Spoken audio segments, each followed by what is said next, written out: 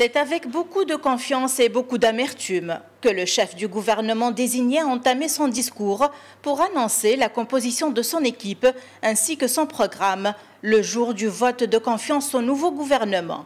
Par ailleurs, Hichem Mechichi a pointé les problématiques enregistrées dans plusieurs domaines, couplées avec l'instabilité politique qui ont constitué un frein au développement. Je suis devant vous à un moment décisif de l'histoire de la Tunisie, à un moment où notre patrie saigne et où son peuple avait des attentes énormes suite à la révolution. Mais rien de cela n'a été fait.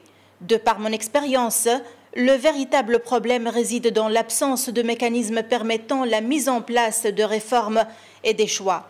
De ce fait, j'ai décidé de former une équipe de compétences qui va agir selon 5 priorités.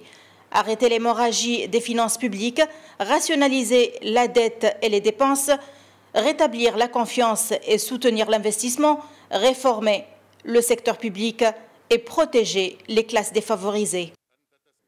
Des partis politiques dans l'opposition ont exprimé leur refus à une équipe gouvernementale non partisane.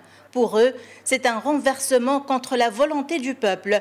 Pour d'autres, Hichem Mechichi ne pourra pas mettre en application la majorité des priorités qu'il a annoncées.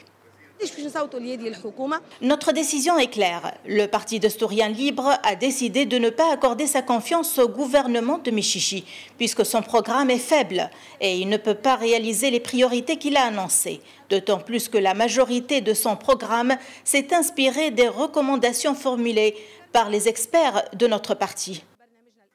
Finalement, tous les partis s'opposent au gouvernement de Mechichi, même ceux qui ont décidé de leur accorder confiance, à l'instar du mouvement Nahda, malgré ses réserves sur la méthode de négociation ayant marqué la formation de ce gouvernement.